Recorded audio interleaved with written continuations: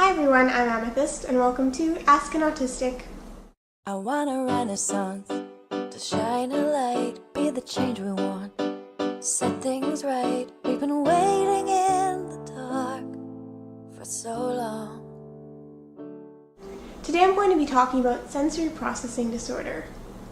Sensory processing disorder is a neurological condition in which the brain does not interpret sensory input from the environment correctly. A person with sensory processing disorder may be over or under sensitive to input from their environment, such as lights, colors, noises, music, people talking, smells, textures, and tastes. Every autistic person will have some kind of sensory integration issues. This is just part of our neurotype and part of what makes us autistic. But sensory processing disorder as a neurological diagnosis can exist on its own in non-autistic children. Sensory processing disorder really can affect and encompass all of the senses. Now, human beings actually have more than 5 senses. We have something like 18 to 22 depending on who you ask.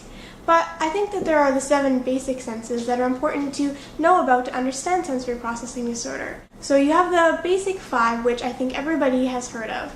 That's taste, touch, smell, sight, sound. Yeah, I think I got that right. And then there are 2 senses that most people haven't heard of, and that is the proprioceptive sense and the vestibular sense. Proprioceptive sense is the sense of where your body is in space. It allows for you to know where your limbs are, how much force you're exerting on things, and also where you are spatially in your environment and how to interact with objects in your environment. The vestibular sense is the sense that is all about motion and movement. It is the sense that tells you if you are in motion or standing still, if you are up or down, swinging, spinning, upside down.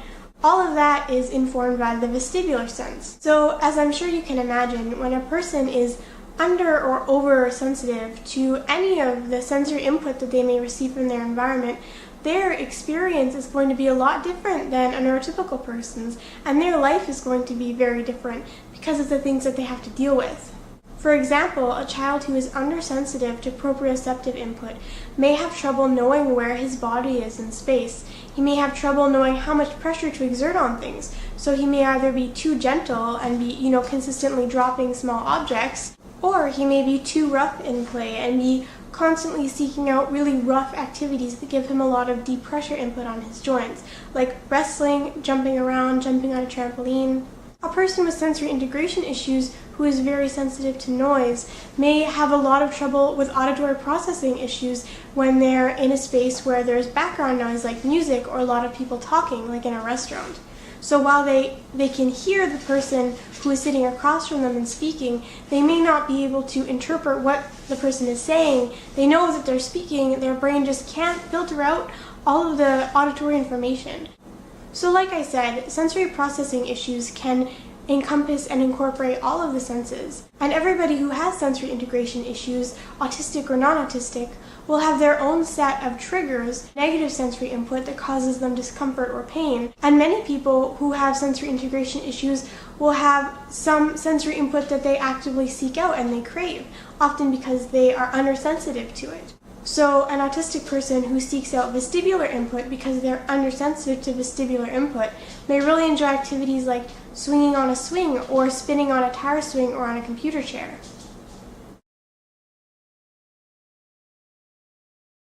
Something that comes up a lot, and I get questions about this a lot, comes down to sensory defensiveness and food. Many autistic people have a very limited diet, and this is both due to love of routine and resistance to change, but also to sensory defensiveness. Sadly, children who are struggling with sensory integration issues may have their sensory defensiveness towards a certain texture or taste of food interpreted by their parents as just picky eating or even outward defiance, when this isn't the case. When you have sensory integration issues, you know that you're different and you wish that you weren't. Sensory integration issues and sensory processing disorder can cause a lot of grief in our daily life because this world isn't really built for us. It is so loud and so fast and so bright, and all the clothes are too tight and everything is too itchy, and it can be exhausting just trying to get some sleep at night with all these sounds all around. Sensory integration issues can be really hard to deal with, and it's important to remember that if you're having a showdown with your kid over dinner, they're not trying to be defiant to you. They're not just being a picky eater. If they have sensory processing issues, that is a real neurological condition and a valid disability. And a child with sensory processing issues doesn't need to be shamed in any situation, and they don't need to be coerced to do things that cause them pain. Because really, sensory processing disorder, when you have a negative sensory input as a trigger, it isn't just uncomfortable or a little annoying. It's often very painful. And it's important to remember that, there are some children who are just picky, but when it comes to children with sensory integration issues, they have a disability, and so accommodation and understanding can go a long way. When you have a neurological or developmental disability, you start off with less brain energy, call it, in the morning than neurotypical people do. And then throughout the day, as a person with sensory processing issues is triggered again and again, that takes up more and more of their brain energy that they would be otherwise putting towards learning or socializing, communicating, and self-regulating. Sensory overload is one of the, biggest and most frequent causes of autistic meltdown. That's why it is so important to allow any person or child with sensory integration issues, autistic or not, to stim in whatever ways that they need to. Because stimming isn't just a meaningless activity or a repetitive motion just because. While stimming is often an expression of self in autistic people, in people of all neurotypes with sensory integration issues, stimming is the best and most important way to self-regulate. By stimming in whatever way feels natural and comfortable to that person, the person with sensory integration issues is able to block out negative input with good input. For example, a person with sensory integration issues may vocally stim to block out a negative auditory stimulus in their environment. Stimming can also allow and enable a person with sensory processing issues to engage in social situations and to be out in public longer and more often because they have a way to deal with all of the anxiety and the pain and the stress that comes from negative sensory input. So when it comes to helping your child or loved one or yourself deal with sensory integration issues, stimming is a very important part of that. Allowing stimming, even encouraging stimming, and exploring if you are a person with sensory integration issues, what stims can you do in certain situations to help yourself and to lessen the pain and the mental burden of dealing with negative sensory input.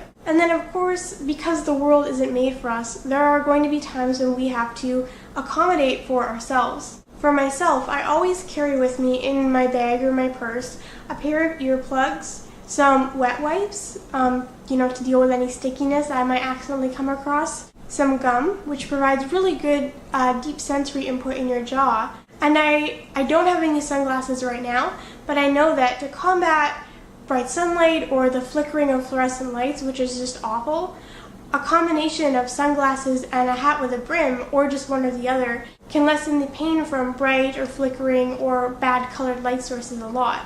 So I'm currently looking for a pair of sunglasses that feel comfy enough for me to wear and that I like the look of.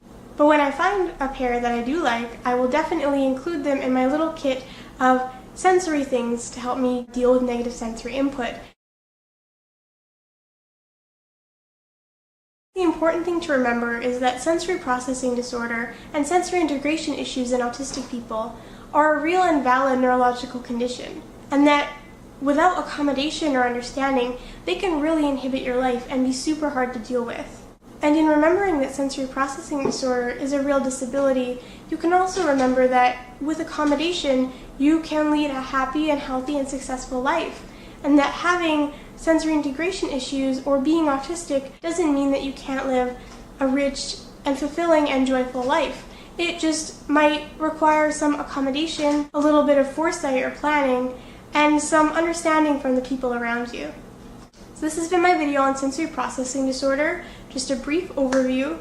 If you have questions about this topic or would like to discuss anything I said in this video, feel free to post in the comment section because I would love to foster some discussion on this topic and hear from all of you.